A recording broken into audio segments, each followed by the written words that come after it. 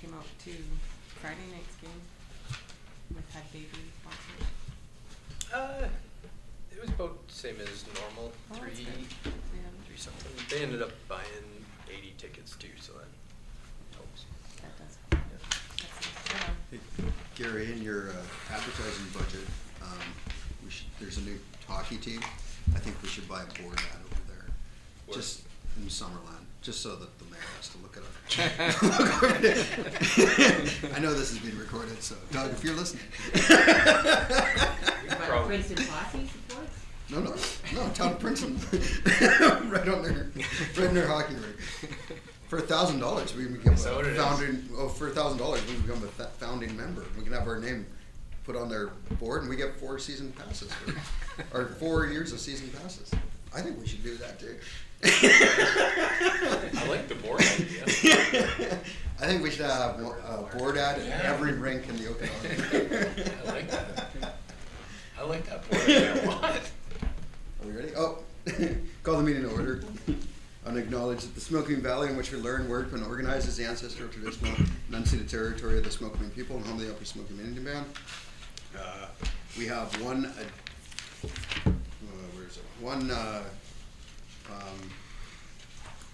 addition, that's the word, to the agenda, and that's under new business, and it's Councilor McLean has one about the caboose. Are we gonna remove the other one? Yeah. Okay, and then we're going to remove, so we have 2, and that is, which number is that? 6.5. 6.5, right there. Remove 6.5. And that's just because something new's come up, so we have to have it cleared before we bring it forward. So with that, can I get a motion to accept the agenda as presented? Thank you, Councilor Alice Lane. And Willis, all in favor? Carried, thank you. Adoption of the February 4th minutes. The movie's turn. Thank you, Councilor Gould, second. Second. Councilor McLean, all in favor? Carried. So you guys can't do your regular back and forth because you're not all here, so. We have no petitions. It takes us back down to staff report, 6.1, visitor center traffic. Gary. Thank you, Mr. Mayor. So this is just a for information report, just to update council on the year we had at the visitor center last year. It was another record year. It was our busiest year to date. We fell just shy of the goal was 30,000. We hit 28,282, as you can see on your report, which is an increase over the previous year of about 12%. We've seen in the last few years, we've seen growth of about 12 to 13% in each of those years. So I think it's a good testament to show that what we're doing is working. Our advertising is working. We're getting a lot of people in there. The things we're offering is working as a town. The town appearance is working. Comments are all positive. We have a comment sheet at the visitor center. The response is phenomenal. VR has been very popular. People are coming for the sculptures on the KVR. Kind of reinforces that information with the recent news about the KVR and its importance to us here.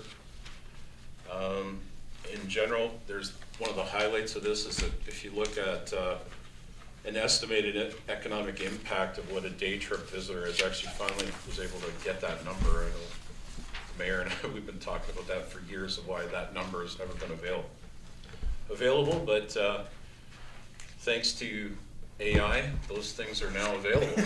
So that gives you an estimate of about $90 to $120 per person. I kind of figured it was somewhere in that range. So an impact of 12% increase just on what comes into the visitor center reflects about $300,000 in annual revenue for the town, like what those people are spending. And we get such a small percentage of who actually comes into town that goes into the visitor center that you could multiply those numbers significantly based on our traffic counts when we did the volume of that. So we're only capturing a small group coming into the visitor center. It is going up, but that's not 100% reflective on what's in town. So all in all, I think it's a positive outlook for what we do. And it's because we're open 7 days a week, and work on the holidays and they do the extra things and we stay open till 6 o'clock. And that's reflected when people come in, because we hear it all the time. They're thankful that there's actually a brick and mortar operation out there. So I think, you know, council should be commended that you've been involved with keeping that open and being open to that idea of being 7 days a week and longer hours, because that's not a common trend anywhere in the province. And I think even though we're not recognized by certain organizations in the province for our efforts, I think we do a very good job of promoting the town and how we run the operation here. I don't know about that last part, because they are now upgrading major, an upgrade to the one on the Coquihalla connector, and apparently it's gonna be open 7 days a week, so I don't know if we had any influence over that, but I'd like to think so. Two jump out at me here, Gary. August was a significant increase over last year, and then November was pretty decent too, over 1,000 people, so. Yeah, and if you look at the trends here too, and thanks for bringing that up, because I didn't mention it, you'll see our shoulder seasons, like we were strictly before, we were May to September. And now you'll see that our traffic is starting to really pick up in March, like a significant increase. And as you just said, Mr. Mayor, November, we're seeing that too. So the only real slow times, and they're not even that slow, it's funny because the staff feels it's slow, but we're still pushing almost 800 people through in December and January, which are, you know, notoriously quiet months, especially we don't have a lot of winter activities that, you know, would draw people here. So have you done any comparison between this and what the traffic, like off the highway traffic, might be at the campground? And the reason I ask is when I went to the tourism industry meeting, our partners in the Okanagan are not. This isn't what they're saying. They're saying the exact opposite. That they're seeing a decline in their clientele and business and stuff. And I was like, well, we're not. So I'm just wondering, like, are you seeing the same thing off of the highway into the campgrounds? Like, just trying to figure out like where are those people going, how many might actually be staying overnight and sticking around. So we're definitely seeing that, and actually my second report is about the campground. Okay. So it kind of, but there's a definite correlation. We're seeing the RV park is like super busy. Yeah. And the two work hand in hand, like the hosts over at the RV park are pushing people to come into town to go to the visitor center, and it's vice versa. Like we're doing the same thing at the visitor center to attract people into the RV park. And what happens a lot of the time in the summer is we're booked. Like we don't have any more space for them, which is a nice problem to have. But. Cool. Can you ask the museum if they could share their numbers? Yep. And just see if we're seeing the same thing at the museum? I think that'd be important to see where people are going. Did anybody else have any questions of Gary on this one? Yeah. I don't know if it's possible to get this, but I'd be interested in knowing what all those people think. When I think about that donut shop being closed and this one empty and all that kind of stuff, be interested to know what those people thought was missing in Princeton. The one thing that I've noticed and when talking to the staff and having been there myself is if you're there, a lot of times people wonder, it's hard to get a cup of coffee on the weekend or after 3 o'clock. And that's a common question that comes up, where can we go? Because a lot of our shops aren't open at that time. And that's one of the common things. And the other thing too is I think we hear a fair bit about when Mondays and everybody's closed on Mondays. That definitely has an effect as well. Those are the two that really jump out at me. Mm-hmm. But the coffee one is something I've heard numerous times from even just being in there. So, and I know the staff says it too. I'll have to put a bigger sign up. Yeah. They send everybody. You're the one they send. I think it goes down your way because that's one of the. So you ones. just change the name to Coffee. Yeah. Well, if Tim Horton comes in, that'll be solved. Yeah. Excellent. Okay, can I get a motion to receive and file, or receive that one? Make a motion. Willis and McLean, all in favor? Carried. And then your next one, Gary. Okay, thank you. The next one is just, again, for information. I was informed last week that Our municipal campground received a CampSpot award. CampSpot is the booking software that we use, along with 58 other Canadian campsites in there. We came in top 10. Criteria was based on things like customer service, amenities, booking, things to do, overall cleanliness. Those are the categories, and our RV park came in the top 10. And we're recognized through their platform now, so we've seen some spin-off of that already with bookings early. We've done an email blast. We've got a lot of bookings. It's very busy. It's going to be another busy summer, barring fires or anything unforeseen like that. So it was I think, again, it's a testament on the work we've put in there with the amenities and the different things that you guys have approved. And it's reflecting, and it's reflecting with the people that are coming to visit. And that's a good sign, considering when we took this over, it was a losing proposition. So I think all in all, this is another good success story. To go back to in terms of the traffic, we had a record year revenue-wise at the RV park this last year. I don't have the numbers in here, but after-tax number, we were just under $500,000 in revenue. It was 480 something and change, which was our best year by far, better than the COVID year. COVID year, I think we were around 400,000, and we almost at 20% more. So the people going camping only because of COVID excuse, that doesn't work anymore. So it's a reflection again. Excellent. People wanting to come here. So Pay for all the upgrades. Anybody else have a question? Do we offer coffee? no. Not yet. It's really good muffin. Yeah. Yes. Yeah. You might find some other treats there. Excellent.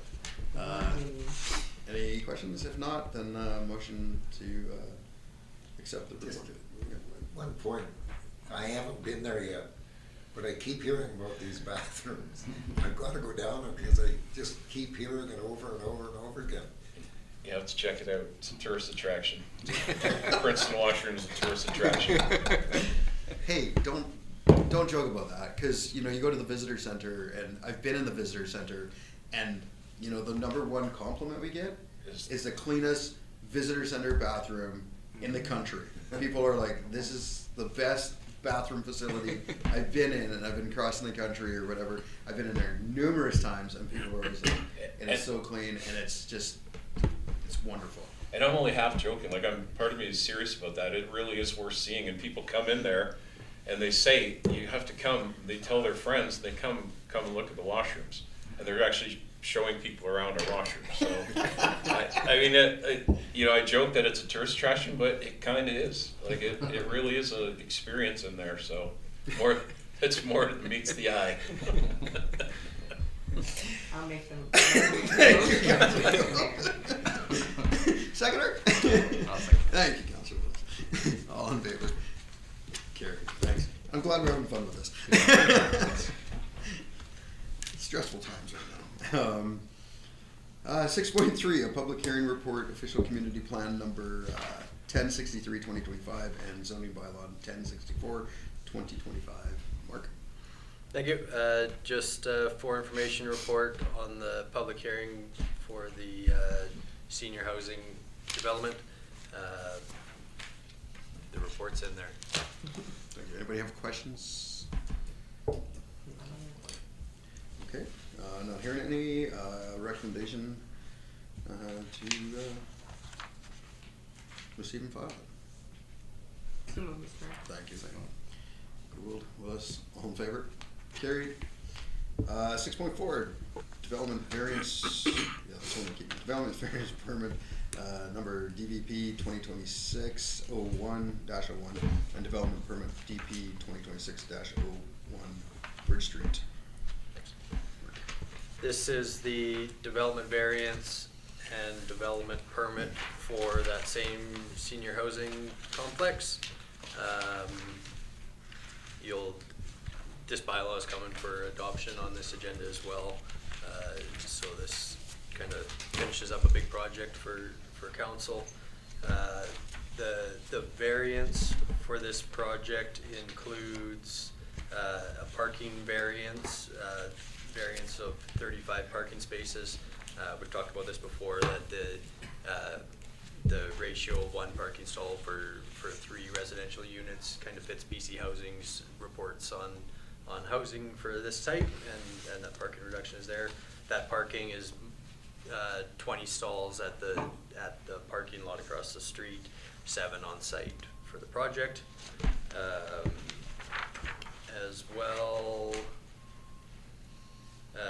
it's a variance to remove the obligation of 1 loading space and the building height, which will go from 10.5 meters up to 18 meters, adding that's 3rd story of residential for the project. On the development permit side, it's in the town center development permit area. This is the form and character DP area in the town of Princeton. By all accounts, well-designed, thought-out plan. One change to note: the landscape plan that is in the development permit was adjusted 1.5 meters away from the building to meet Fire Smart guidelines. So those landscape plans will be adjusted slightly. All in all, well thought out project. So yeah, the DVP and DP are here for your approval. In the report from the contract planner, Donna, it talks about that, parking lot at 87 Fenchurch, and that, there's 2 addresses on Bridge Street that are currently using it, and that there is not a lane there. So has anybody come back on that, or is it anybody? We have not. This follows our same variance public communication. They would have received a neighboring letter during the OCP amendment, as well as this variance application. We received no comments back. Okay, perfect. And then also in the report, it says that there's going to be assurances that it's strictly for parking only, and they cannot use it for anything else. Yes, correct. So with off-site parking, there is a covenant requirement That's the word. that requires them to stipulate that it's parking for that residential unit. Mhm. Yeah. Okay, and then, like visitor parking, there's no designated visitor parking, so that's just gonna be street parking there too, just like at Yeah. the existing. Yeah, C2 zoning does not have a visitor parking requirement. That'd be more, I think, what's gonna be a need in that area. That's good. And I appreciate in here the detailed, like, quotes again from BC Housing of why it's recommended to reduce so substantially, like, or why it can be supported. Okay. Any other questions? Okay. Is this it? This is it for council. There is still a wildfire protection DP that's also required. That is approved through staff. As I talked about the adjusted landscape plan, that's part of that process. And then next steps, they are working through a demo permit on the cafe building that's on site there still. They were in the report, it talks about their contaminated site remediation. They've got a permit that was approved in principle by the province. I believe that work is underway right now. So they have to prove the site is no longer contaminated prior to construction, but everything has been approved in principle and they're working away at it. When would you estimate shovels in the ground? I wouldn't. I think the honest answer is I don't know where they're at in their contract phases. I think this was a a big hurdle in their BC housing funding is getting this through council. I know they're eager to get going. They don't have building permits in at this time. It's a big project. Yeah, I would. So spring would be a little optimistic. Spring is here. Talking to Chris, there's a lot of movement on this file, so Yeah. I mean, you drive by right now and they're digging the ground up and stuff like that. There's stuff, and the building department is trying to be as accommodating as possible to allow the demo and everything to happen, and then get the build going. So Yeah. everybody's, but they still do, as far as I understand, the money still has to come in, and Yeah. like there's still other parts in the province's side that is like beyond us. Yeah. So, yeah. Who apparently doesn't have any money. That's another conversation. Okay, any other questions? Motion to, So moved. thank you, Councillor Gould, second. Councillor McLean, all in favor? Carried, awesome. Thank you, so 6.5 has been removed, so that goes down to council reports. I'll start with, Councillor Willis, because you have a voice. I have nothing new to report right now, Mr. Mayor. Okay, Councillor Gould, I have nothing to report. okay, Councillor McLean? Nothing to report. Nothing to report. Okay, we got lots to report. So don't get this gold I have. Yeah. I think we've all had it. Nice. I think you're the last one to get it. Just trying to remember where we are here. Been lots going on. I'll just talk about KVR real quickly. So since the last meeting we had, we found out about the KVR on the Friday and whatnot. So lots of stuff going on. Lyle's been in contact with some staff at the province. I've been in contact with Chief of Staff for the Minister's Office. Yesterday had a meeting with TransCanada Trails Canada. They're sending representatives out here from Montreal in the first week of March. We're just nailing down when we're going to meet up. Organizations from across the province are coming together to rally behind the trail. Christina Lake is also in the same situation as we are. They've decided to renaturalize the trail, I think is what they're calling it. So big section of the trail over there as well. So both ends of our riding are losing their trail right now. What else is going on? Petition is probably close to 8,000 people by now on signatures. It's kind of taken on a life of its own. So it's moving forward. The minister's office is aware. They are in contact with myself and Lyle. We're trying to nail down a meeting time. As you can imagine, it's a little hectic in Victoria between events last week and then the budget. So just trying to navigate that right now and get that going. And I think that's the biggest thing. It's been consuming just about every waking moment of my life. So yeah, so we're it's moving forward. Friday, I'm headed to Coldstream to meet with the collaborative leadership table on water. So I'm sure that'll be an interesting discussion based on the current snowpack rate. So yeah, I think that's the key stuff. Any questions? Yeah. It didn't seem to me that when we met with the ministry in discussions for this, I never ever got this kind of a negative feedback in terms of the future of it. No, and that's what I think took us by surprise is, we met with them in September. We talked about the trail. The regional district's been working on it's their license of occupation, but they've been working on it. Lyle had follow-up from staff at the ministry regarding this, and and then out of nowhere we kind of got this, we're going to get rid of it. I honestly think the way that this is happening, and I could be wrong, but I really think there's economic crunch. The money that they've got to decommission the trail is coming from the DFAA, so the same stuff that we've put in to repair the community. It's the same funding model. It's the same funds.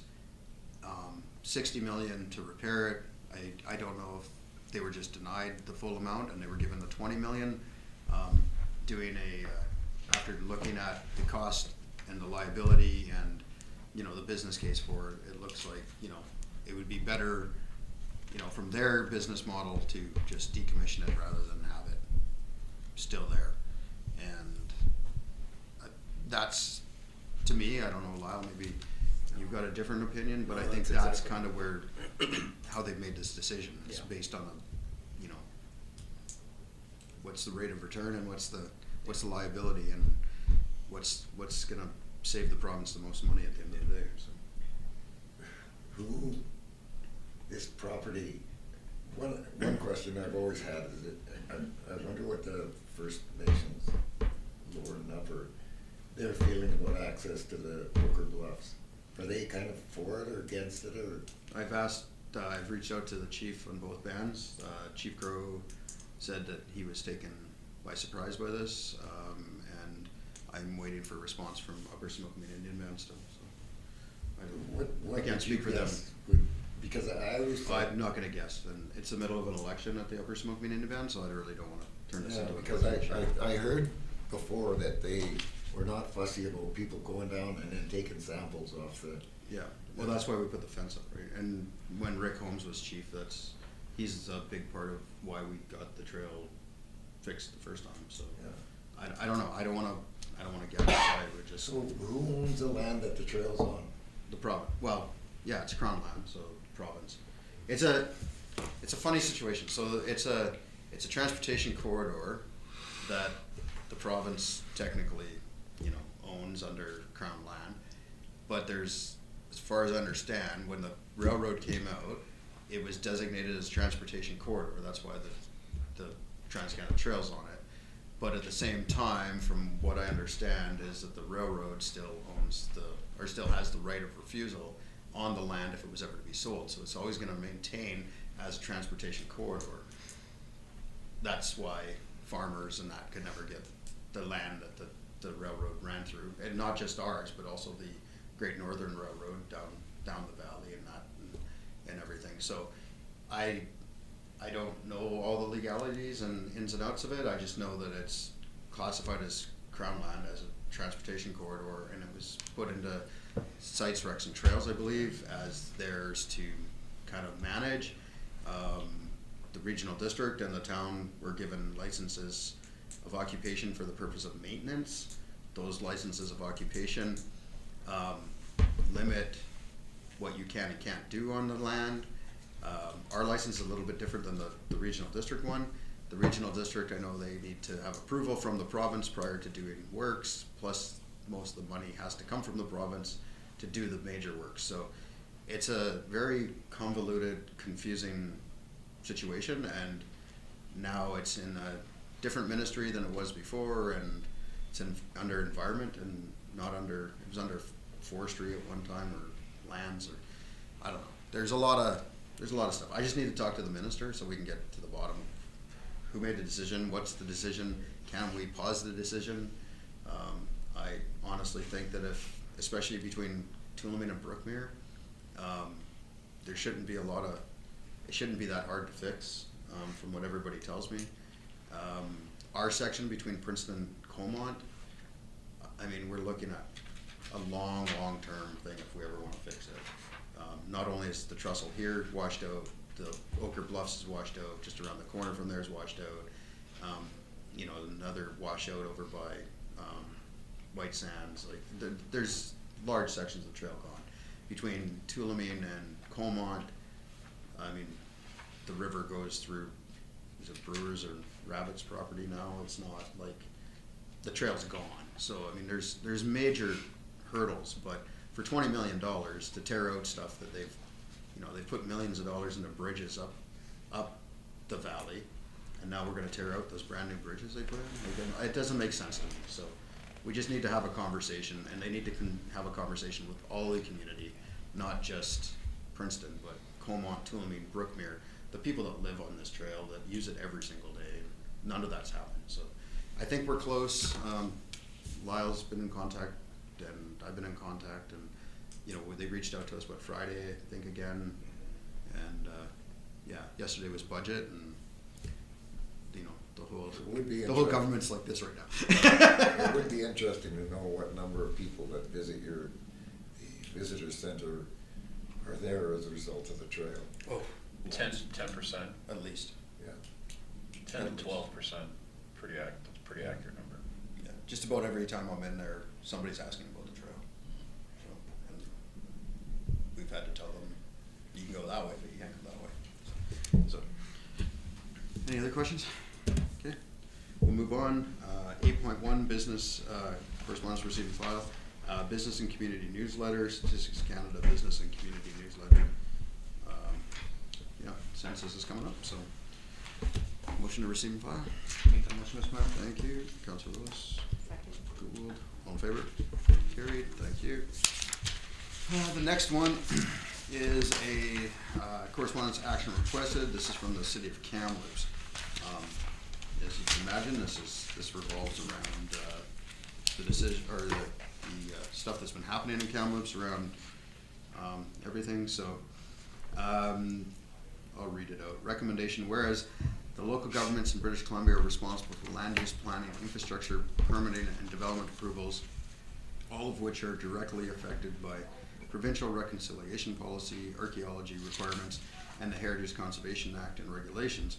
And whereas the province of British Columbia is implementing the Declaration of Rights of Indigenous Peoples Act, DRIPA, and also undertaking reviews of reconciliation, archaeology, and heritage policy frameworks. And whereas local governments are consistently included as formal partners in provincial policy development related to DRIPA, implementation, archaeology processes, and heritage legislation, despite being responsible for implementation at the community level and for public infrastructure projects that are significantly impacted by these policies.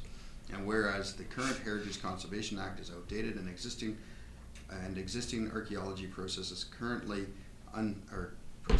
create uncertainty, delays, and cost impacts for local governments, Indigenous communities, and the public, which further contribute to challenges in delivering affordable development and housing in British Columbia. Therefore, be it resolved that this resolution be forwarded to Southern Ontario Local Government Association, urging the province of British Columbia to ensure that senior representatives of all local government associations in British Columbia are formally included in discussions and decision-making related to the review, reform, and implementation of DRIPA, reconciliation policy, archaeology processes, and requirement for reform at the Heritage Conservation Act. So the motion is to basically forward that. Yeah. So Yeah. So what Kamloops is asking is a local government who ultimately is gonna be the one who's gonna get downloaded onto this, has an actual seat at the table, not just a representative that might or might not get a seat from UBCM, but all the local government associations. So in our case, it would be SILGA would also have a seat at the table to represent the municipalities, regional districts, and the interest of their, the stuff that we have to deal with without any consultation from the province moving forward. Okay. So moved. Thank you. Moved by Councillor I'll McLean. second that. Gould. Any other questions? Just a follow-up question. Yep. How many are there? There's Soga? Oh, I don't Is there know. is there 6? Oh, there's more than that. There's the island one, there's Lower Mainland has one, Silga, Kootenays, the northern one, there's another, there's 6 or 7. So at the max, 10 more seats at the table. Yeah. So, all in favor? Carried. Would you see that? I guess it's, decisions are being made across that affect the whole province. I could see that being, but when it came down to something in a local area, like a Silgo area, would you What's- see all the other ones coming to that one as well? Well, yeah, it's on how the province is gonna move forward. So if you remember, at UBCM time, the province was talking about changing the Heritage Conservation Act and streamlining that. There was no consultation with, there was no real consultation with local government. There was like a meeting with somebody from UBCM, said this is what we're gonna do, and that was kind of it. Until UBCM said, whoa, hold on, we need to discuss this, because what you're doing is essentially, we're the ones responsible for zoning and building, but you're not gonna include us in this conversation.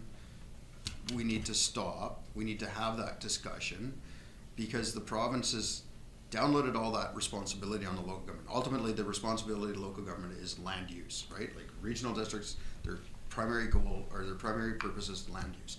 The municipalities, the primary use is land use as well, right? And then service delivery of certain services like garbage and water or sewer. But the province didn't actually include us in the discussions on which they were going to then make us responsible for.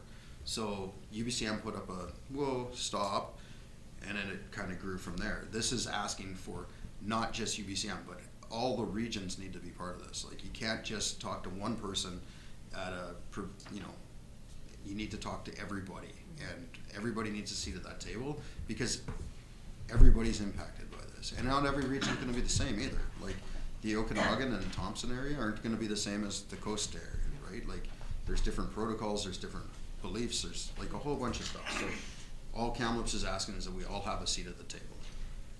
And then we're gonna debate this at Silga, I think, at our next board meetings. Okay. Next one is the city, or not the city, the Lower Smokeman Indian Band, is that the right one? Yeah. Oh yeah, I just lost it. Yeah, there it is. So the property maintenance, I'm like, wait. The Lower Smokeman Indian Band, they've been doing slope monitoring on, over in Chipaka area, and they're asking that we write a letter of support to continue on with this program. The regional district just wrote one, and I told Mark if we pass this, we could just steal theirs and change the name on it. So this is a good program. Anybody who's been to Karamis has noticed that there's been, especially up on the other side of the river there, across the bridge and that, there's been slope stability issues over there and whatnot. So they've been monitoring it very closely. They got this really cool machine that they put out there, and they've trained people to use it, and it tells you whether or not the slope, the hillside's moving and stuff. So it's pretty cool. So it's just asking that we write a letter of support for LSIB. I'll make that motion, Mr. Mayor. Thank you, Councillor Gould. Second that. Willis. I remember when we had work done, diking and everything else, and we had done diking, and a year or two later, it was damaged, and both Chacon and Thompson, when they were instructed to do it at the exact right angle and everything else, couldn't believe the results year after year, where for some reason, just because of the angle of that slope, the water didn't damage it as much for some reason. Yeah. All in favor? Okay. 10, property maintenance bylaw. I believe that's here. That's why you're here, right? I was here to be able to answer any questions if there was anything new. Okay. Does anybody else have a update on this? It's all yours, man. Come up to the mic. You showed up. You get to talk to it. Again, nothing has changed from last meeting. I think I answered whatever questions you had. I don't know if there's any. Anybody else? Anybody have new It questions? is part of a bylaw review that the bylaw department has been doing, and this has been flagged as a bylaw that has sort of been outdated and needing review. So they've done a good job of reviewing it. They've also had a legal opinion look it over as well, and this just kind of modernizes it, makes it more easier to understand and easier to implement as well. So Perfect. I just appreciate the fact that you mentioned legal, because as far as I was concerned, in the past, that was our biggest problem. We had a lot of good things we could do and everything else, but you were teetering on the edge of, enforcing a legal action against you, sort of thing. So if we're doing it all by the book, sort of thing. Yeah.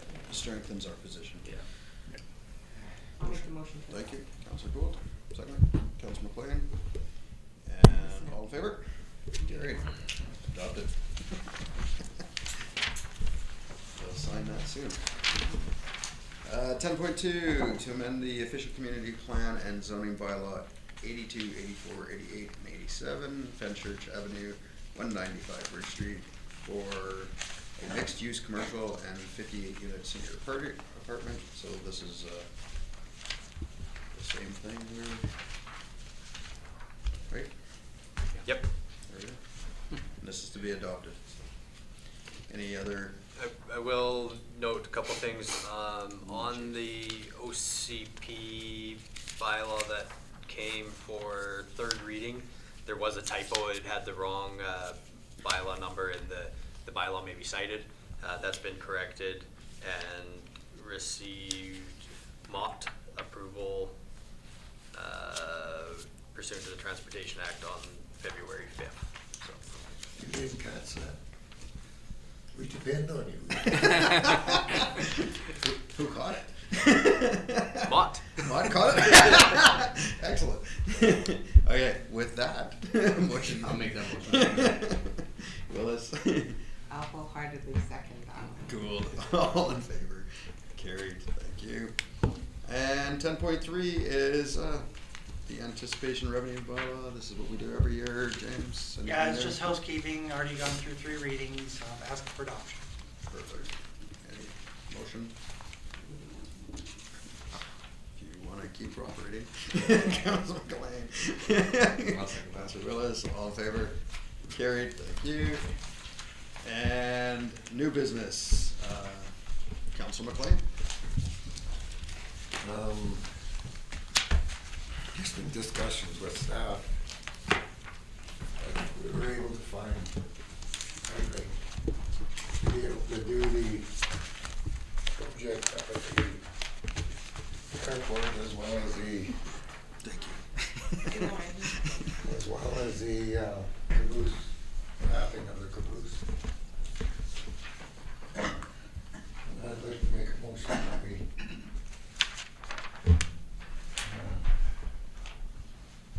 go forward with this. Thank you. Oh, typo. On the print, On the way. there's a put in the print stand. Oh, there is. Who made this?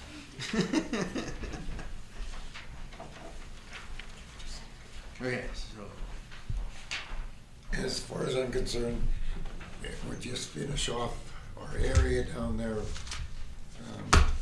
near the subway and everything else, as well as trying to put information on seating ability and all that sort of thing up at the airport where we constantly see people stopping and looking at the airplane to be able to give them a little information in terms of the airport, in terms of the plane that's up there, in terms of the fellas that got together and put that plane up there and everything else.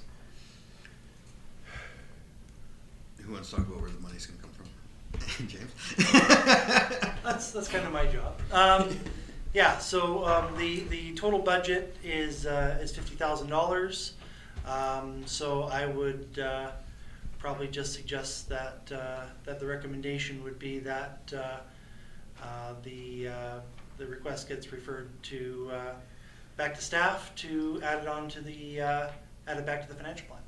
Because we're still at second reading, we can append things. Did you guys find a funding source for it? Is that what? like- Yeah, I think that we've determined that there is already in economic development a marketing budget, and this would fit into the category of marketing, and so we could, shift things around so that we don't do certain things, but this would become more of a priority, and this would come out of the marketing budget. From a mechanical standpoint, it would involve removing it from the operating budget, putting it into the capital budget. But Yeah. Okay, so you can fairly just easy to slide do that at this for point. Yeah. next reading. Okay, and then this includes some repairs to the caboose, I'm guessing? Gary can speak to maybe the. Yeah, it would be like to cover it, like it would be covered completely with So that. we're gonna like re-side it or anything? Like, we can't just put, It's all metal, did you say? It's all metal. That okay, will so this will be, so the- we're re-siding it with this? stuff. Yeah. Okay. Yeah. Okay. last a lot longer. It should. And then my question to Jared would be, can we, if we're gonna do this, are we gonna clean up that area? So the landscaping, like we pull out those dead trees and clean up that little area, so it's, looks decent? Yeah, most definitely can. Okay. So is this for both projects then, the motion, This is- or just this? yes. Okay, just for both. Okay, so then speaking on the airplane one, or the plane that's on a pole that's also known as weather vane, project, there was some concern you had over the quality of the pictures and stuff. Have you sourced out better quality pictures for it, so it's Not not yet. pixelated? No. But that will be done before the final, Yeah, it'll have to be because those pictures won't work, so. right? So will you reach out to the person that it's about? They probably have. I doubt they'll have anything that's high resolution because it didn't exist when those pictures were taken, so we'll have to figure something out, whether it's some stock photos or some things that we can use in lieu of. Cause my Somebody my have ask film? would be that it, that be pursued a bit, so that it's not an inferior product. Oh yeah, we You're won't gonna put do up it dirt right. garbage, so, Yeah, no, no. But the main thing, I agree with you 100%, let's get the best we can get. But from my point of view, what we're trying to do up there is give them some information while they're sitting there looking at the plane and everything. Just the history of the airport, the history of that plane and the people that put it up there. And Yeah. I don't know, I think number one thing is the information and get as nice a pictures as we can. Yeah. And yeah, going back to the sources of the people that were part of the project, I think will be very helpful to Gary to get something. Yeah. At this point, I think it would just be to re-add the project to the financial plan, and I guess Gary would have to come back with the project details and get approval from council before it moves forward. So the motion to refer to staff to add in a second report coming? Correct. I will make that motion. okay. Unless Nope. Councilor McLean wants to make it. No, works. Moved by Councilor Second. McLean. Any other questions? All in favor? Carried. Thank you. With that, I will ask for a motion to put a close, that the recommendation be closed to the public for the considering of 90.1K negotiations and related discussions respecting the proposed provision of a municipal service that are in their preliminary stages and that in the view of the council could reasonably be expected to harm the interests of the municipality if they were held in public. Thank you, Councilor Willis. So moved. Councilor Gould. Second. All in favor? Carried. Thank you. With that, we will go into closed. Thank you. Hi, Dawn. You snuck in just before we started.